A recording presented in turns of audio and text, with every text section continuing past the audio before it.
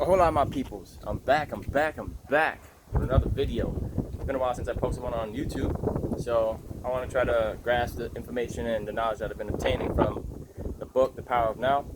Again, I've been trying to pretty much do a summary, take some notes and deliver it to you guys. I realize that's been taking me way too long to do, so I don't want to defeat the purpose and have this information pass by, so I'd rather just grasp a little bit of everything that I've just been learning from there, and what I've been taking and what I've been trying to apply.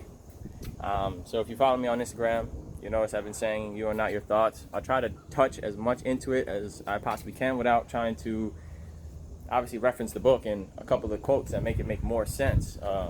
You know, a lot of it, you have to read the book fully through in order to understand all the information that's in there. So we start with the ego mind, right? Now I thought, again, speaking from my personal experience, I thought I was great at suppressing my ego. I thought, that was one of my best attributes. I was like, I can minimize my ego anytime, anywhere, any place. Boy, was I wrong. The ego mind is there, and it's not until you realize everything about it, you realize it's affecting your everyday life, right? So sit there and think, ask yourself, you control your mind, or does the mind control you? Now the ego is going to flare, it's going to let you know, I control my mind, I decide what I want, I decide that. But if you really sit there and think about this, think. The thoughts that always come into your head, are they yours? Everything that's happening in your mind, is that something that you are doing? Or is it something that is the mind, aka something attached to the ego? Let that sink in.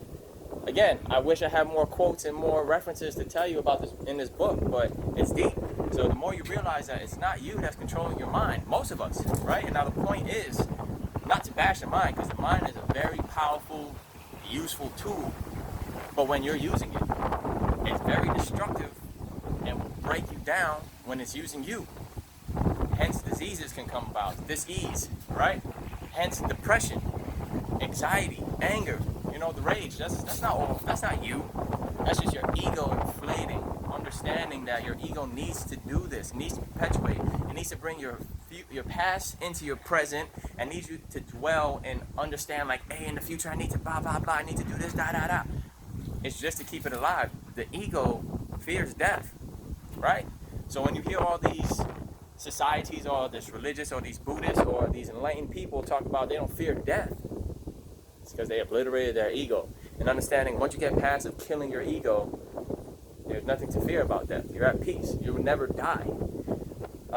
You're eternal. It sounds crazy. Obviously, your body is not.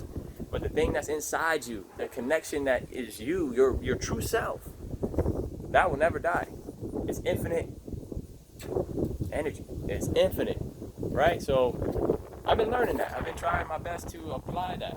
Now, when trying to fight the ego, it's not easy. It's not easy. You'll make a nice strand, right? So I've been learning to try to be present in the now, right? By being present in the now is understanding everything that's around, right? I'm observing all these animals. I'm feeling them. I'm feeling my feelings. I'm trying to feel the energy of what's around me, whether it be plants, because plants are alive. Trees are alive. Again, other animals. Listening to the water. Understanding my breathing. Trying all that. And at that moment is when you come connected with yourself, which in the book refers to your being. All right? And at that point, the ego cannot exist. It cannot exist in the now. It doesn't know the now. It only knows the past, and it only knows the future. Right? When you're in the present of the now, you understand that the past for me is just a hard school. Right? It's just schooling that put me through tests, trials, and tribulations, and I learned from it. The future, you'll understand when you're living in the now, does not exist. There could be no future without the now. So therefore, my future is right now. It sounds deep, but you have to read the book for it to fully, make more sense to you. And again, I apologize for me not delivering my notes. This is not a one video.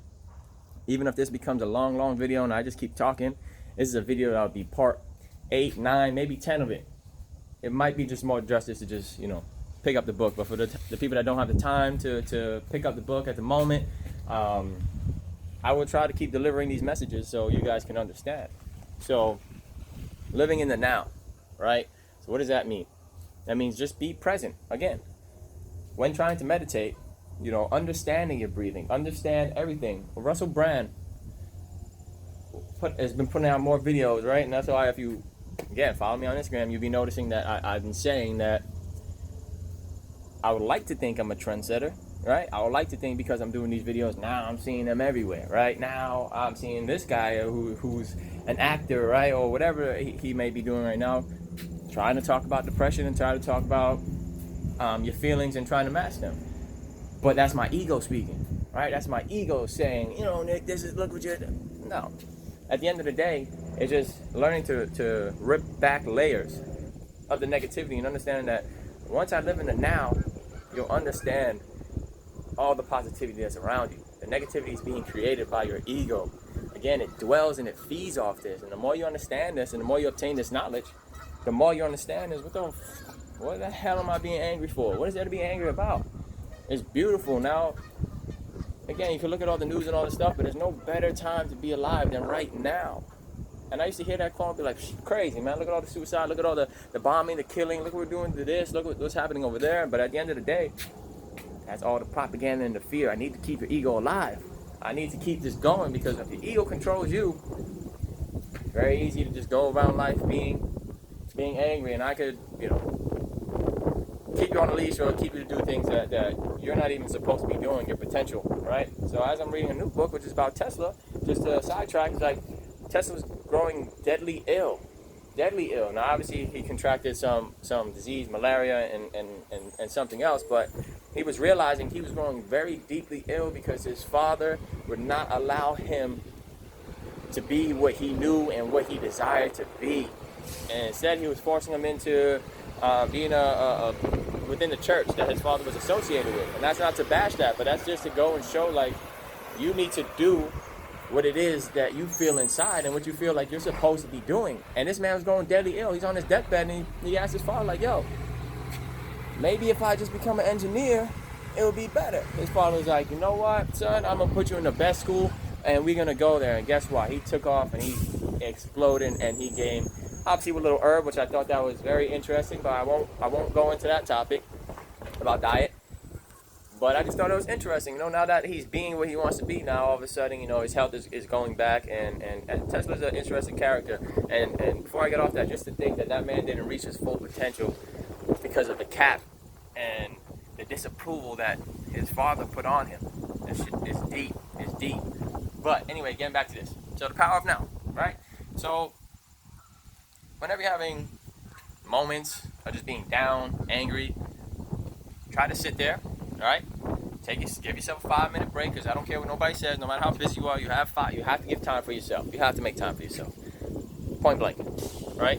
So take 5 minutes. If you're at work at that busiest moment, get up, go for a walk. Hey, I gotta go somewhere. Because at the end of the day, what are you gonna do? You're gonna be more destructive, sitting there, more angry, messing things up, taking it out on people, maybe even the customers, and you're gonna do more harm to them and potentially even lose your job. Right? So take that 5 minutes. Go outside. Ask yourself the questions. I feel like we don't ask each other or ourselves the questions, or the proper questions, or appropriate questions. Like, what am I feeling right now? Try to understand in your body, right? Because a quote from the book says, it's not your thought that's going to be correct. It's going to be the emotions that your body put out that is the truth, right? So your thoughts might say this, that, and the third, but it's the emotions you want to listen to. It's the emotions that your body is sending your signals of saying, hey, listen, wake up. This is not what I want to do. I'm angry at this. Why? And try to understand your body. Take your seconds to ask yourself these questions. Why is it I am feeling this way?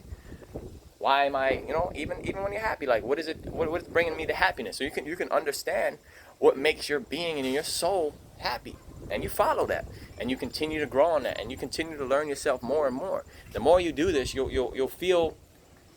Again, it sounds crazy and more spiritual, and I like to think I'm a spiritual guy, but I'm far from enlightened. I have a lot to learn, right? I have a lot to learn to be able to say I'm enlightened, and the Buddhists can pretty much consider enlightenment the end of suffering, right? When you're at peace, pretty much. But it doesn't go into real descriptive details of what enlightenment is. But I can take from that of, okay, I know I can feel enlightened once I'm at peace, right? Being at peace is just being happy and being present in the moment, understanding there's a lot out of our control. We can't control everything, so learn to control everything that you can, which is your feelings, how you're feeling inside, the nutrition, the attention you give yourself. You can all control that, right? So ask yourself these questions when you have moments.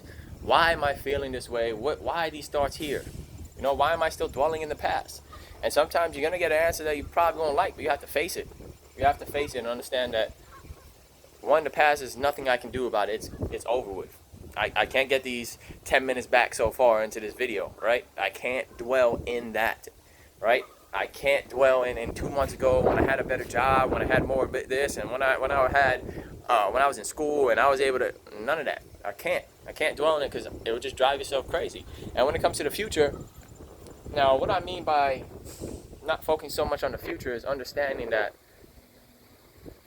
the now is the future, right? I'm not saying don't plan, right? Because you need to plan, you need to use your mind, but you need to also learn to manage and understand that you are not your egocentric mind, in the sense of there's going to be a lot of thoughts that pop up. If you ever tried meditating, when I was trying meditating before, I felt like I was getting better at pretty much trying to pop bubbles and understand that, you know, I don't want to be angry. It would just come. There'd be some angry thoughts like, I don't want to be that. What's the reason for it? I'm just sitting here and I'm trying to observe, learn to be the watcher, right? And going back to the Russell Brand, what besides the videos he's coming out, he put it beautifully, which I love the way he put it, like when he was meditating, right? And this is how trying to understand your emotions, right? So he put it in a phrase of, I'm the mountain, right?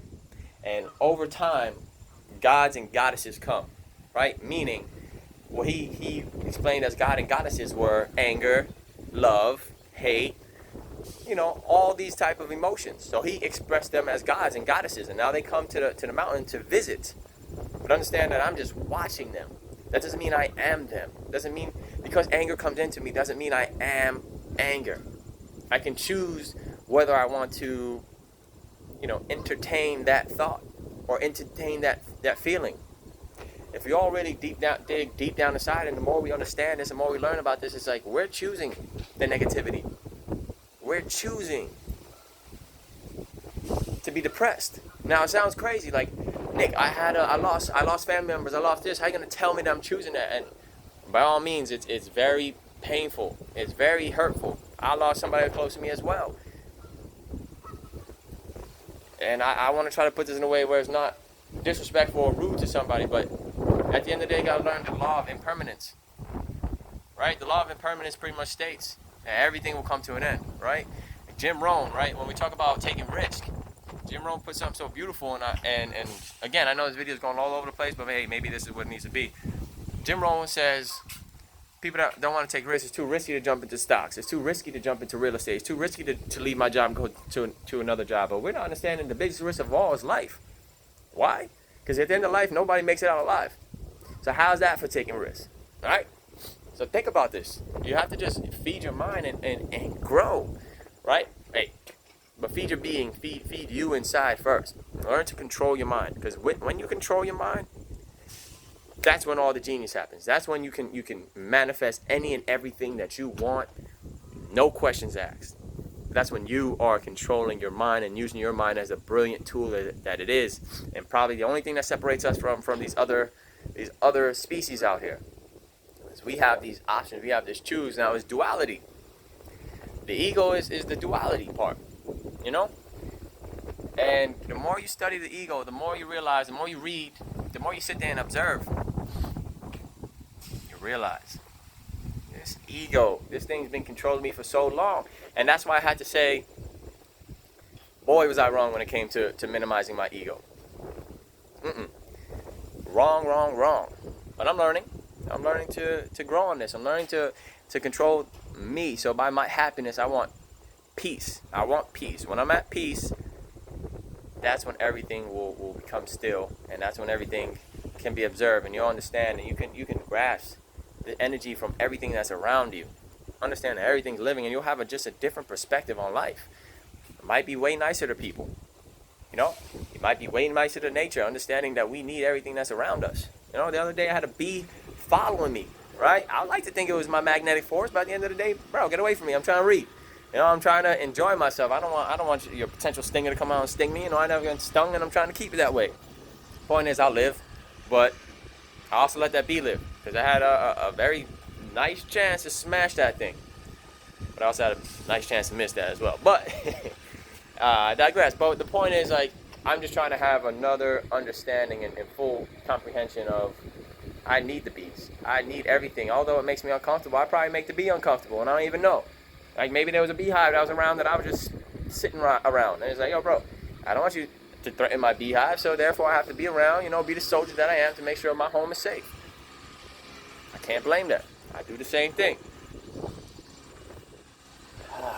Read the book, man. The Power of Now. The Power of Now. It's important. It's important. The ego, man. Once you realize the ego is been controlling everything, it kind of angers you to think that this was inside you the whole time and nobody has pointed this out. Nobody could have sat us down and be like, look, this is what you need to do in order to control it. Again, the book is deep, and I'll do more parts on this. I just wanted to get this video out and try to let you understand, like, you are not your thoughts. At least not yet. You're not the ones. When the anger comes and depression comes, just understand, like, just try to sit back and really think about your emotion. That's all I'm saying. Think about the stress that we're in and what's causing it. And you have to really be truthful with yourself. Don't say, well, you know, I had to stay in this stressful situation because how else am I going to eat? You'll survive. You'll find something new. You'll get somewhere where you need to be. But stop holding yourself back. Stop holding yourself back. Because you might get to the financial part that you want, but you're going to be super depressed, super sick. And at the end of the day, what is that doing for your family? You know? What is that doing for whoever you're fighting to get these financials for, or staying in this stressful position for? What is that doing for them? If you're not there to provide, what is that doing for them? Appreciate your body more often, right? Appreciate it. We only live once. Or at least in physical form, right? In physical form, as we know, we only live once. I don't want us to get to a moment, you know, where we don't understand. Well, we're already there, but we have to understand our real true potential. We're real powerful beings. But we have to suppress the ego. I'll probably end the video here, you know, after my long run. Another journey here. Another one in the books.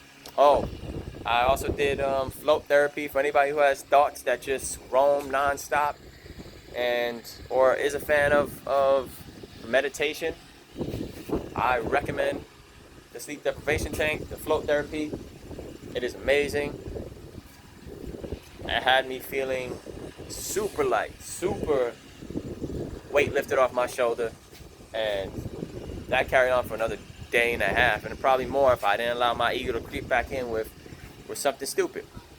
Right? So again, it's a learning curve for me. I'm not perfect there. I'm not there yet. Again, I'm not enlightened fully, but I'm on the path to it. I'm on the path to it. And by doing this, again, you understand the opportunities that will arise by just changing your view and understanding, like, it's not bad, right? It's not a bad way of looking at it. Or maybe it was a bad way, and that's why all things are turning to shits. You know, when someone's like, it always happens to me. It's that ego. The ego feeds off that. It loves that. Change your view and watch how your world changes. Alright, guys.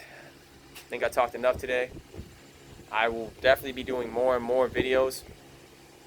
Apologize for the wait. Appreciate you guys hanging in there. I love you guys, and let's continue to build this community. Let's pass it along. Let's show the love, spread the wealth, the knowledge. Anybody that can say this better than me, let's pass that along. You know, let's show me where I'm doing wrong. Help me grow, because that's all it's about. Each one teach one. Pass on your knowledge. Pay it forward. And understand, there's no one human being that's more important than the next. We all need each other to survive. Instead of burning this beautiful place down, which we're on a fast track to doing. Anyways, I love you guys. I'm out.